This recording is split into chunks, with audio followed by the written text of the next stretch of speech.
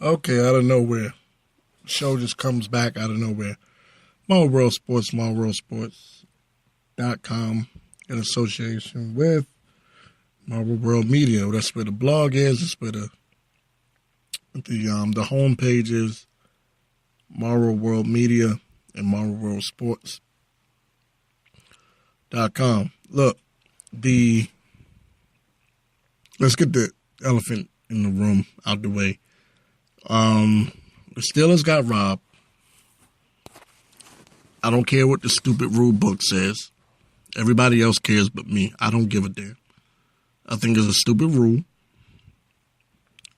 NFL needs to change it. It's that simple. Everyone is making all these excuses as to why the receiver did not catch the ball.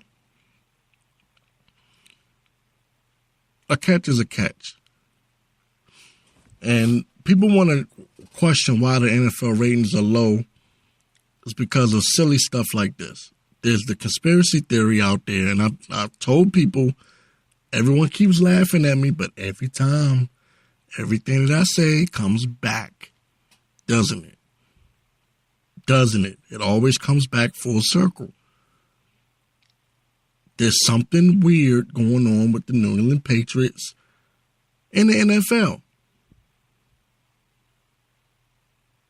Correct me if I'm wrong. Since 2001, really since the day that Tom Brady stepped on that field to replace Drew Bledsoe, who was a good quarterback. By the way, a lot of people forget that. But ever since the day Tom Brady took over for the New England football Patriots, there's been some weird stuff going on. I want to curse, but I can't. This is the Whole World Sports Show. I can't do the cursing thing. So anyway, check out the timeline of things. Just go back and look. Tom Brady with the tuck rule against the Raiders. Just think about it. The Patriots getting caught cheating with Spygate. The Patriots getting caught cheating with deflated balls.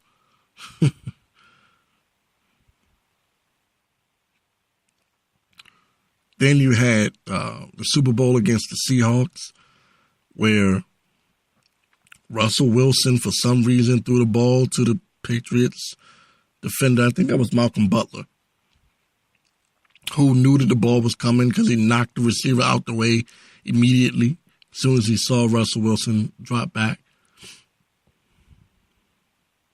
When they had beast mode in the backfield. I know what you're going to say. Morrow, you're complaining again. You're crying about the Patriots. It's not just that. Listen, lightning don't strike twice, man, in the same spot. It just doesn't. But for the Patriots, it just keeps on striking. And if that wasn't enough, last year's Super Bowl, biggest comeback in Super Bowl history. Either the Falcons are really, really, really horrible at holding a lead, or some funny bunny stuff went on. I'm just saying. But anyway, conspiracy theories aside, the play.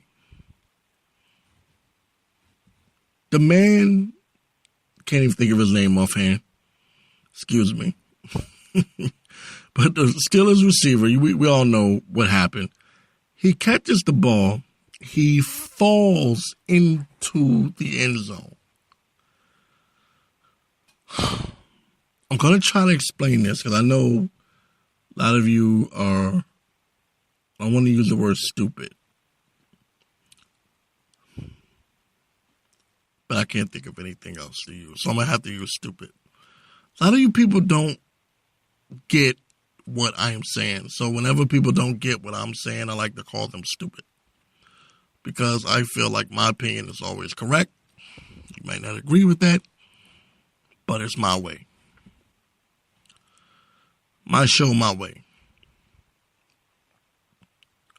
This whole notion that you have to continuously hold on to the ball all the way through the play is such BS.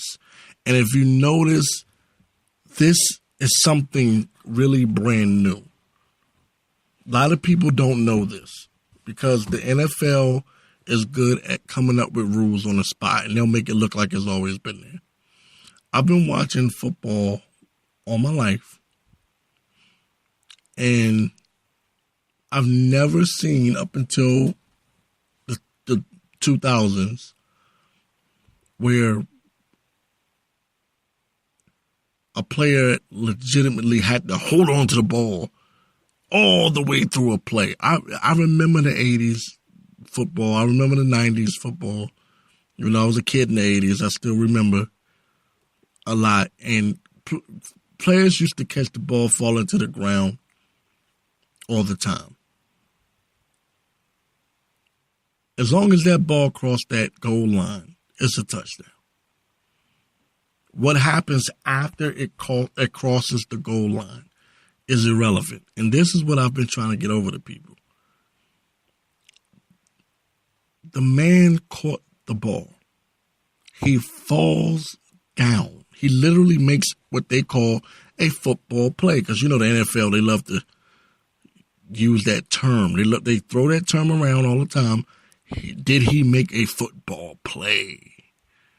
He made a football play. He caught the ball. He made a step or two, and he fell down. If anything, it's a fumble. Once he falls down to the ground with the ball in possession, that's it. And then he falls to the ground, crossing the goal line. Tell me I'm wrong. But you can't. Only thing you can do is tell me about the stupid rule book. Which is why in my blog at marvelworldsports.com, I wrote that the Steelers got robbed by the rule book. You can say, but Morrow, according to the rule book, it was an incomplete pass. I don't care about the rule book. I'm telling you the rule is wrong. So I don't need you telling me I don't know what I'm talking about. That's just football. That's the rule. I'm telling you the rule is BS. And this is a Johnny-come-lately kind of rule that just came about. It has not been around forever. I don't care what anyone says. We're watching too much football. And if it's been around forever, they just started calling it. Which really makes me question a lot of things about the NFL. But it just so happens with the Patriots. Oh, why not? Why not with the Patriots? Let's make sure that that rule is followed to the T, 100%. Unbelievable. Unfreaking believable. But then I have to get on the Steelers. Because what does Ben Roethlisberger do? He throws the damn ball up for grabs in the end zone. A New England Patriots defender pops the ball up, and they get the interception. Of course. It's New England. How else did you expect the game to end? It's what we've been seeing since 2001. And if you want a real reason as to why NFL ratings are low, ladies and gentlemen, look no further than Tom Brady and Bill Belichick. No one wants to see the same damn team over and over and over again. They just don't.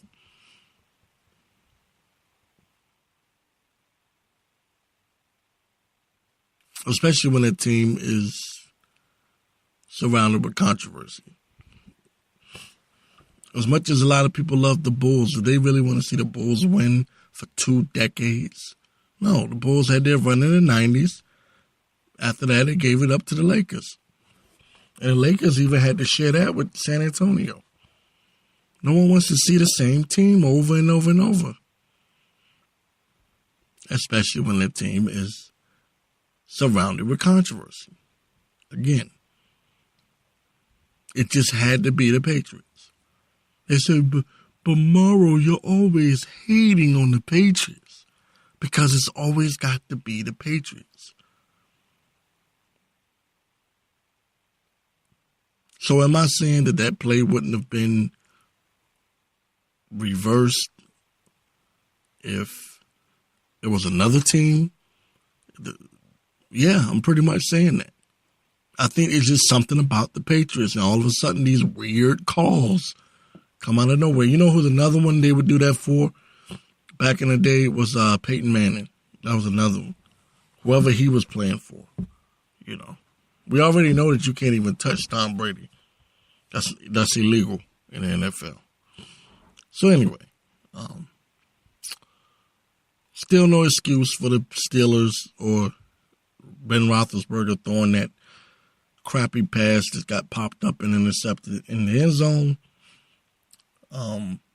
He sounded like he wanted to blame coaching. He said he called the play from the sideline.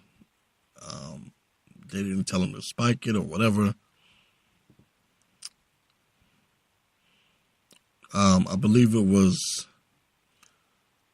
oh my God, I can't think of his name right now. From the, actually he was an expatriate. The other guy that sits beside Coach Dungy, doing Sunday Night Football. I can't, it'll come to me in a minute. But, he really went off on, Roethlisberger for not manning up. You need to man up and just admit, hey, you threw a bad pass. So anyway, wanted to blame coaching. Dude, you threw the ball in one of the worst spots ever, right over the middle. Everyone knows you shouldn't do that. Got popped up and intercepted. You have to take some blame. But you're Big Ben Roethlisberger and you never get blamed for anything. That's why you've been accused of all kinds of sexual assault. But you never manned up to take the blame for that either. So why would I expect you to do something like that in this situation? Moving on. Ladies and gentlemen, the XFL is coming back. Well, not so much. However, it has been reported. It was a rumor. Now it's a damn fact and reality. The Vince McMahon of the WWE, formerly known as the WWF, and former owner of the entire XFL league, 2001, has purchased the trademark of the XFL, I think it's UFL, URFL, and For the Love of Football. He has purchased those trademarks because, as the rumor goes, he is going to bring back a football league. Whether or not it's going to be called the XFL, we don't know. It's looking like it might be called the UFL. Some of you may remember there was actually a UFL that existed some time ago.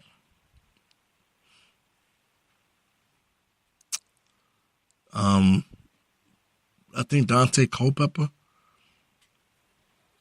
played for the UFL. It only had like 5 teams or something like that. It was weird. But anyway, rumor has it, this is why this is important. rumor has it that Donald Trump may be involved in this, which could explain a lot with the controversy surrounding the NFL and the kneeling and not standing up for the flag during the anthem. The reason why Trump was getting on the NFL players, maybe it was because he knew that his buddy Vince McMahon was purchasing another football league. And rumor has it that he is involved in this business deal. As a matter of fact, some of you don't know, but I'll remind you, Donald Trump was very much involved in the old USFL. I believe he owned the New Jersey Generals. Yes, it was an actual football team called the New Jersey Generals.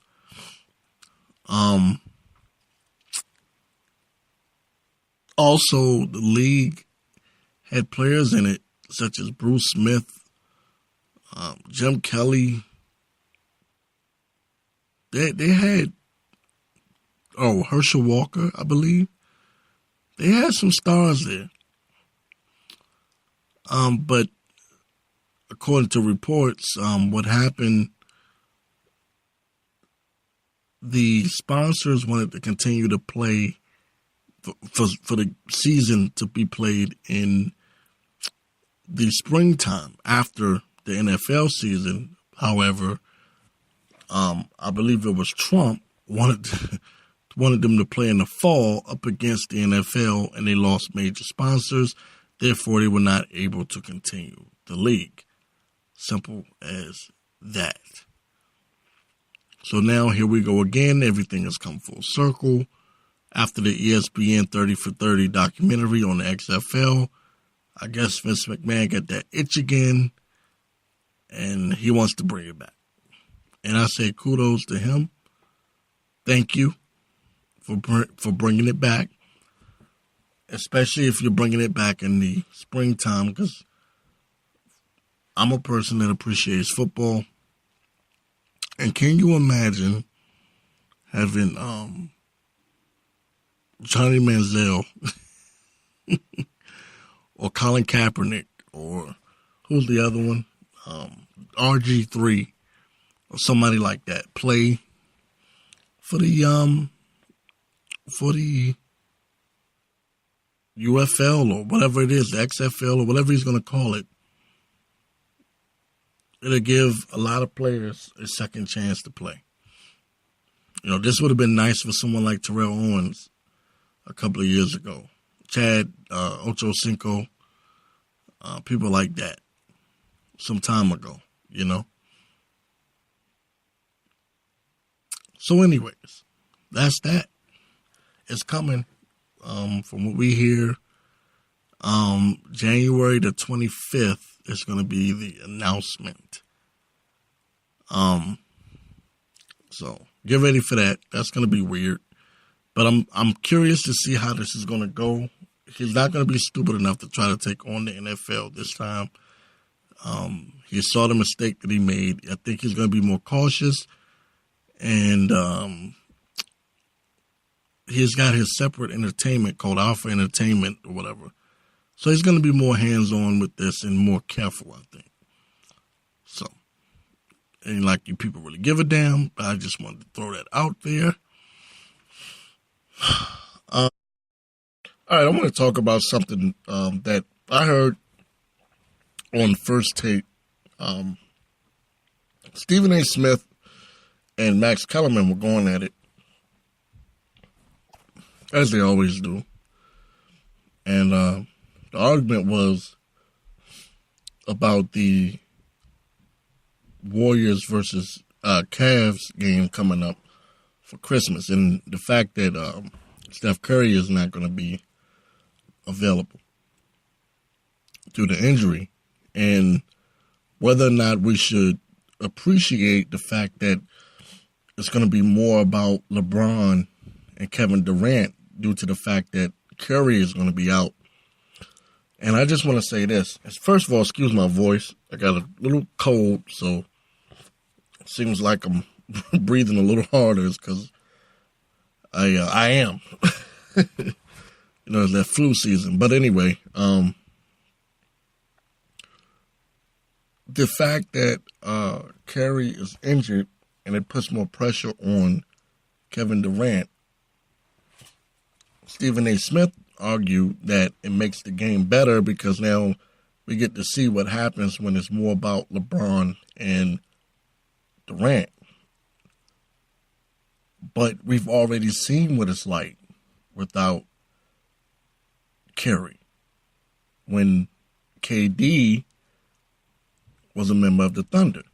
That's my argument. So I'm not all that excited about this matchup. To be honest.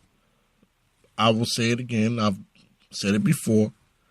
I feel like Durant punked out when he left the Thunder, who, by the way, had a 3-1 lead over Golden State. Steph Curry's team, by the way. It's Steph Curry's team, not Durant's. Yes, Steph Curry's Golden State Warriors were down 3-1 to the Thunder. And what did Durant do? He choked. His team choked. And instead of him coming back stronger the next year to overthrow the Warriors, what does he do? He goes and joins the Warriors. And for some reason, a lot of people are calling me a hater because I won't get off of it. A lot of people hated on Kevin Durant when he first went to Golden State. And then when they won a championship, now they want to, well, let's just say they want to jock rock. But I'm not doing it. I'm not doing it. I'm always going to remember that Kevin Durant punked out. Ring or no ring. People can talk all this madness they want to talk. He did it for the ring.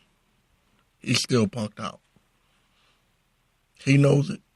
I know it. And deep down inside, all of you know Kevin Durant punked out. It was the biggest punk out I've ever seen.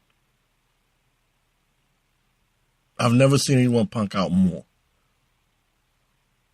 This isn't Kevin Durant at the end of his years or the end of his career. This is Kevin Durant in his prime. He wasn't on a sorry team in Oklahoma. This was not as if he went from the Milwaukee Bucks to the Golden State Warriors. That I would understand. But when you have legitimately probably the number 2 team in the West,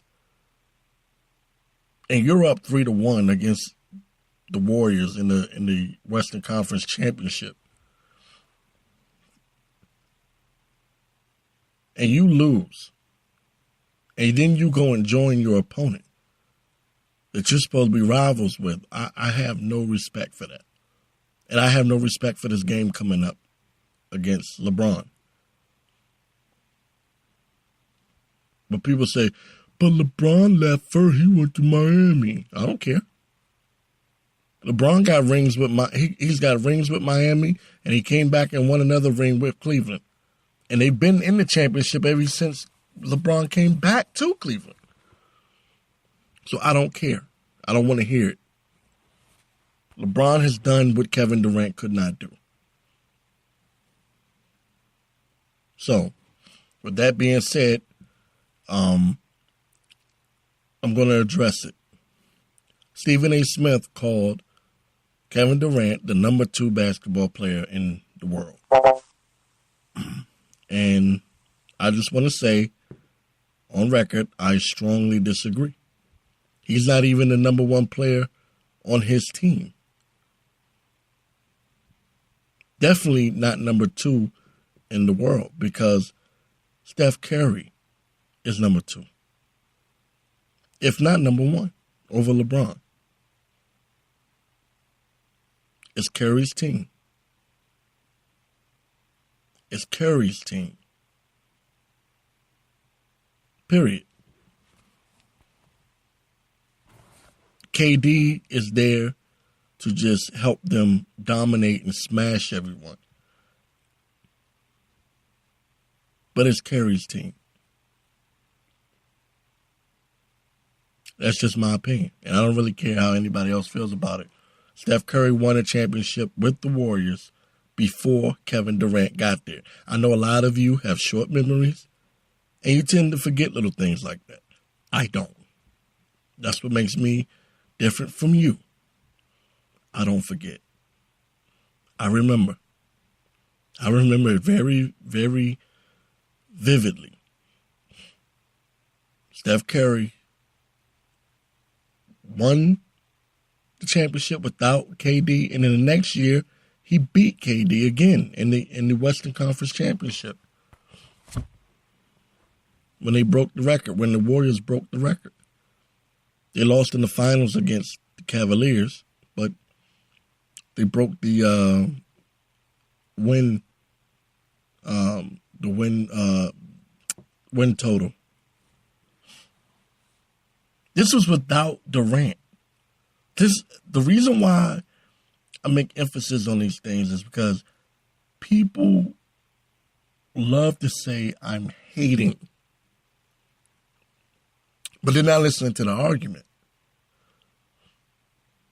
How can Kevin Durant be number 2 when the team that he's on literally only lost a handful of games the season before he even got there, and went to back-to-back NBA finals before he got there, and won one the year before?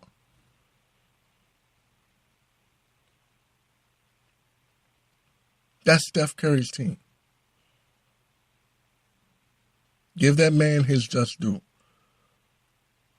I know we might tend to want to side with Kevin Durant a little more because Durant is what some would call a more all-around player, and people just look at Steph Curry like he's just a sharpshooter and that's it. But give that man his due. Give him his due. As a matter of fact, give that team his due. Kevin Durant did not build that team. And I hate this because I know what's going to happen in the future. People are going to forget how great the Warriors were without Kevin Durant. They're going to forget. I know how people are. I know how silly people are. And I know how sports fans can be. Clouded memory. There are some Patriots, some people that look at the Patriots and they forget how good they were without Gronkowski.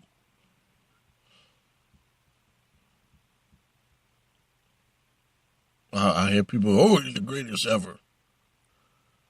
Gronkowski's the greatest tight end ever. They forget that the Patriots were winning Super Bowls before he even got there. Not throwing them under the bus. I'm saying people are like that. People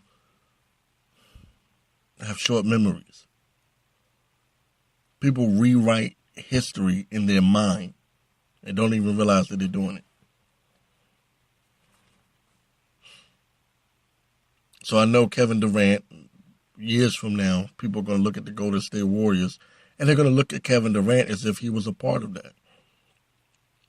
He was not a part of the building of the Golden State Warriors. Neither really was Steve Kerr.